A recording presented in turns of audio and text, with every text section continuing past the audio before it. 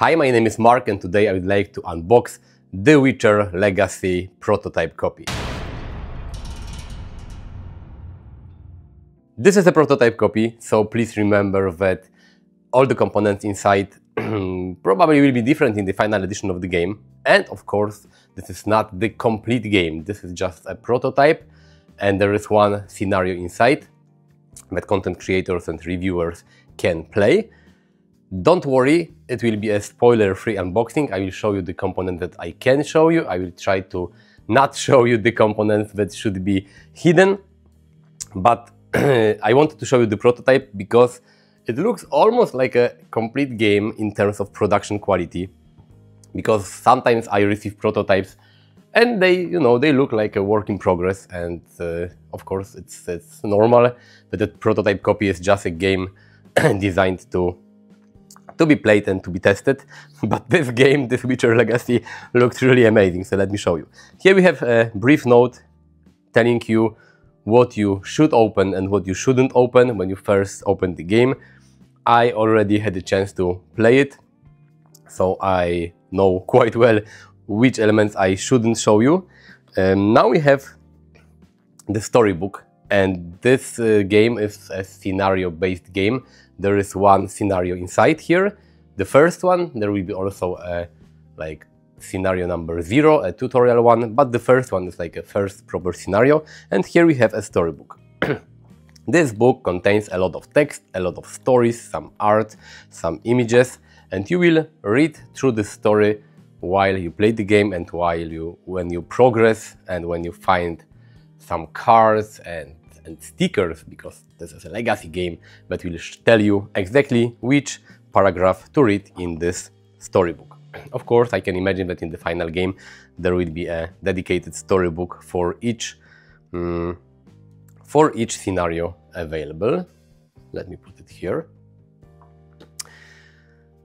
One thing about this legacy elements here.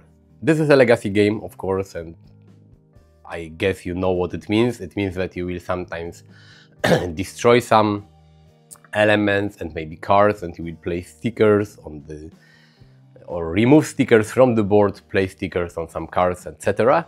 But I know that the publisher is working on a way to play this game without destroying anything. So you will be able to play the true legacy style, or you will be able to play this more like a regular board game. I don't know any details. You will have to visit the GameFound campaign for this game when the campaign goes live. I guess all the information will be there.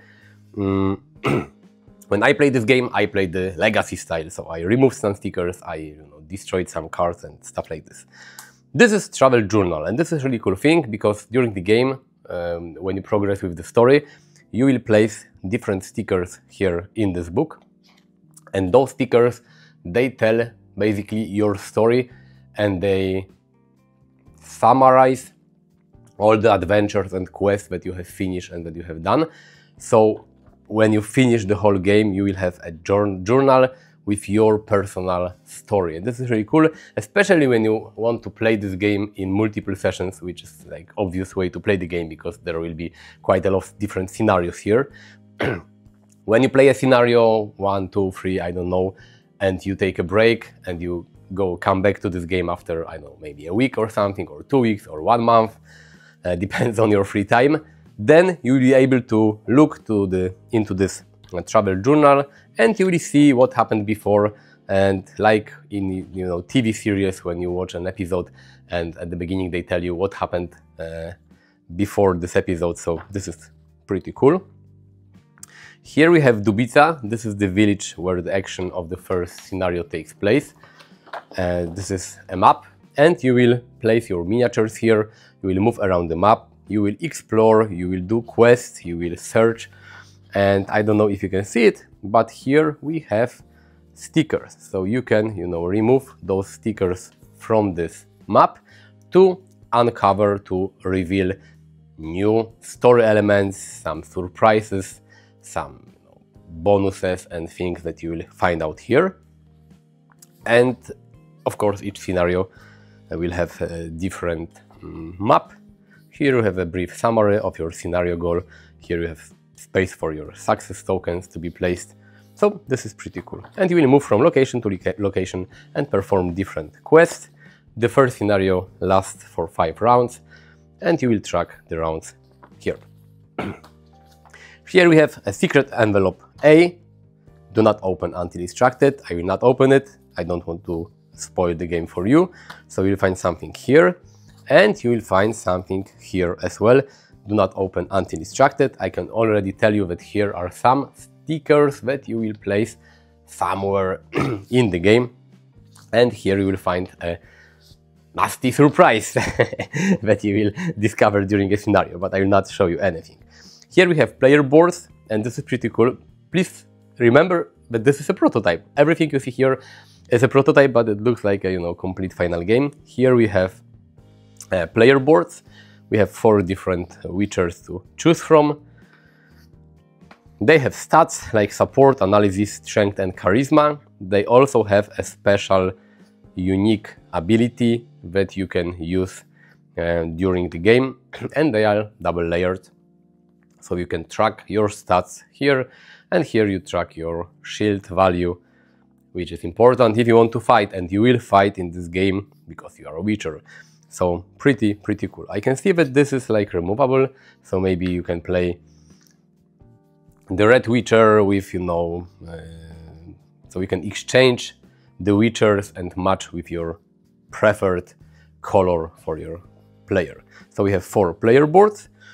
Maybe I forgot to tell you, this prototype, this game can be played from 1 to 4 players. Here we have something called Chronicles, and here you will place some cards and components that will be needed in between scenarios. So, when something happens and the game tells you to place something in the Chronicle box, then those things may be important in future scenarios. Right now we have not that many components here. I can show you. This is a potion. This is the only potion that you will be able to use in the first scenario. And here we have some reference cards with basically all the rules are summarized on those cards. How to play solo, because you can play solo, a true solo with just one Witcher. How to perform tests, and what are all those location symbols, map symbols, movement actions, fight.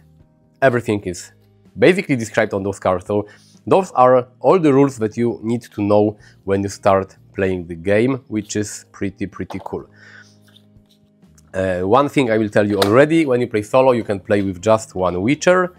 You will have a helper, a companion that will help you, and I will show you this companion here. This is your companion for solo. I will show you. You have a card.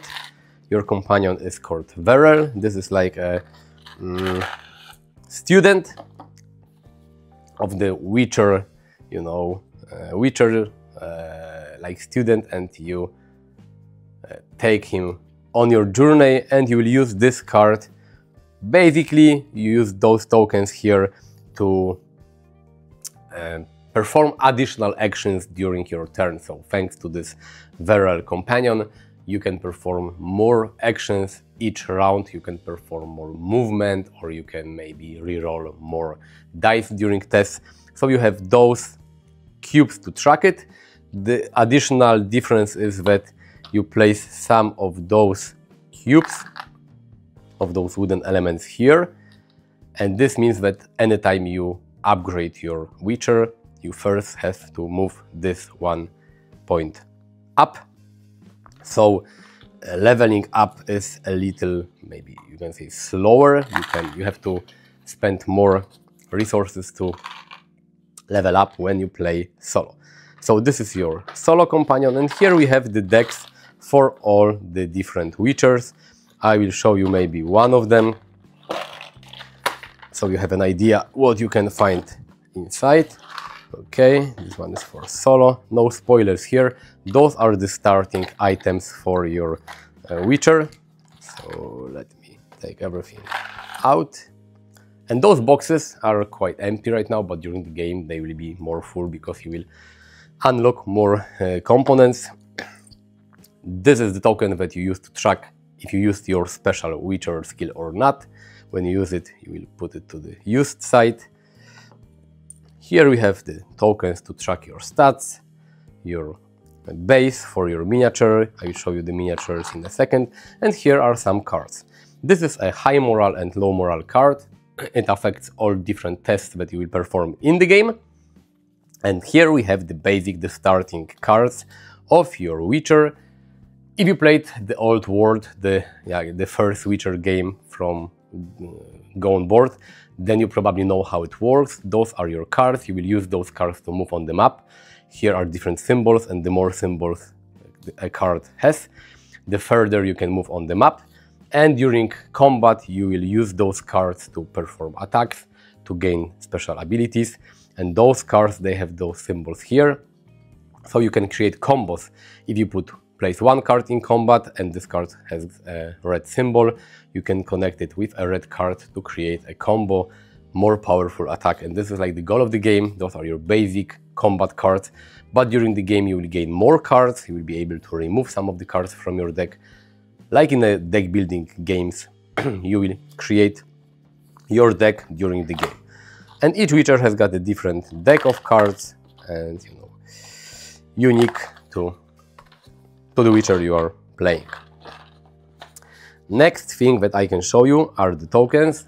Pretty cool. You even have the trace with the Witcher Legacy logo. You have some herbs that you will use, like this is a resource in this game. You sometimes have to use it to level up, or you have to use it to perform some actions, or maybe to move the quests further. So here are herbs. Here are coins. Toss a coin to your Witcher. You will use money to do different things in the game. Here are the success tokens, and those tokens will track how well you performed in a scenario. This token is used in combat. You will flip it and toss it, and depending on which side it lands, the monster will use different attack. Here we have dice.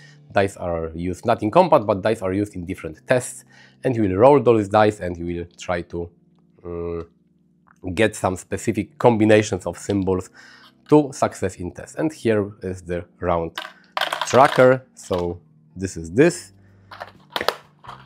And here we have even more tokens, but those are basically different quest tokens. So different quests in the game will tell you to place those tokens on the board, and when it's on the board, then you know that in a specific location you can perform some additional actions. Okay, this is here. Let me put it back. And now we have, for a handful of coppers, this is the first scenario. I will not open it. Here are some cards required in the scenario. I will show you only one thing, spoiler free. For a handful of coppers, and here we have all those stickers that I told you about earlier that you will place in your, how was it called, in your travel journal. So you have this travel journal, and during the game you will, like, this journal tracks your story and tells you what happened, and during the game you will take those stickers and you will place them here, and they will build the story. But I will not show you the remaining components because they are, you know, tied to the first scenario of the game. Now we have cards, even more action cards for your Witcher that you will be able to gain during the game. They are more powerful, or maybe not exactly powerful, but they are different to your basic cards, and during the game you'll be able to acquire them and add them to your deck at the end of each round, and when performing some actions you'll be able to acquire new action cards. So we have cards. Here we have, let me show you. We have some bombs that you can get. If you play the old world, you know how they work. You can use bombs during combat to perform some more like powerful attacks. Sometimes they allow you to draw cards. So they are additional cards that you can play during combat. And here are mutagens, and you will get them when you level up during the game, and they will allow you to, again, get some bonuses during combat. Here we have the monster attack cards. During combat, they create the deck. You create monster deck with those cards, and they track the life of monster because the number of cards is tied to the health points of each monster. But each turn of the combat, you will reveal one card, and those are the attacks of different monster. You always have two options, and you will toss this token I showed you earlier, and depending on the result, you will perform either one or the second attack. But this is pretty cool mechanic because just like with your action cards during combat, you use cards for actions, but you also use cards as your life points. When your action deck is depleted, you lost combat. When the action deck of a monster is depleted, the monster lost combat. And now we have some miniatures as well for Witchers. As I said, prototype, but looks really, really good for different Witchers. I have no idea how many Witchers you will have in the final edition of the game. This is, you know, a crowdfunding game. This game will be on GameFound, so I can imagine that a lot of content will be unlocked. So basically, this is how The Witcher Legacy looks like. There will be another video with my opinion, and then I will tell you in more details how to play this game. But this is it for now. I will leave link to GameFound pre-launch page and to GameFound campaign page in the description of the video. Click the like button if you like this video, subscribe to my channel, and let me know in the comments if you played the previous Witcher games, if you like the Witcher universe, and if you like cooperative story-driven adventure games like this one. Thanks for watching, see you next time, bye!